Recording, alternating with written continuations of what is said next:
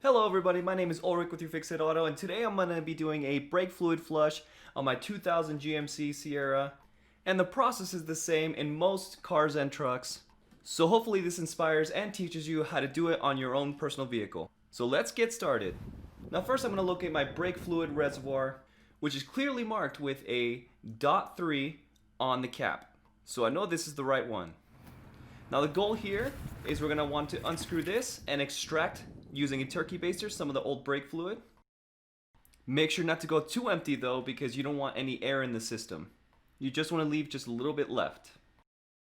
And you can already tell this brake fluid is very dirty, and this is not what we want to see.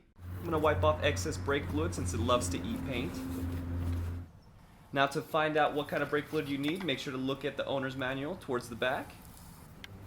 Using the index, I was able to find out that it uses .3 brake fluid or equivalent. You can find these at any auto parts store. And we're just going to fill our brake fluid all the way up to the very top. It's okay to overfill just a little bit, but leave enough room to put the cap on so it doesn't absorb water. Be mindful of this if you're in a very humid area. And with that, I'll just put the cap back on and we're ready to go to the back.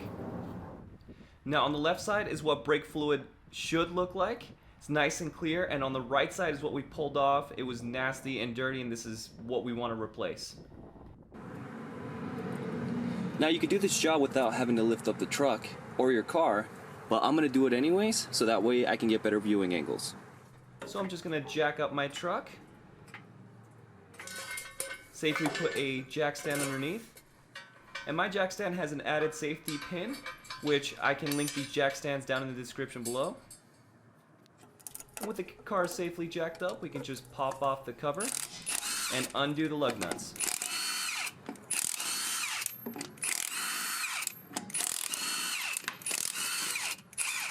Now the best way to do it is to start with the brake caliper furthest from the brake master cylinder. In most cases it's going to be passenger rear. And I'm going to look for this dust cap right over here. And here's the bleeding screw we need to look for. And we can just attach our brake bleeding kit to it. And for those of you who don't have a brake bleeding kit, you can make one for yourself. I just used some clear fuel line here, so a 3/8 inch fuel line, and then an empty Gatorade bottle, or whatever bottle that you may have, and just drill a 3/8 inch hole and make sure that it goes all the way to the bottom. I'm using the two-person method, so I have somebody in the car. I'm just opening the bleeder screw, and they'll push the brake all the way down to the floor, and then tightening this bleeder screw back up, and then they can let their foot off the brake. Communication is key. You want to make sure that you're working together.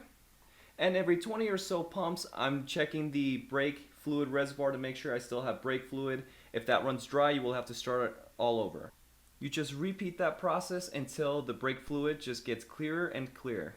And now my brake fluid looks a lot better than before. There's no air bubbles, and this is what I want to see so I can move on. So now I can work on the driver rear brake caliper now until it turns clear. Then the passenger front.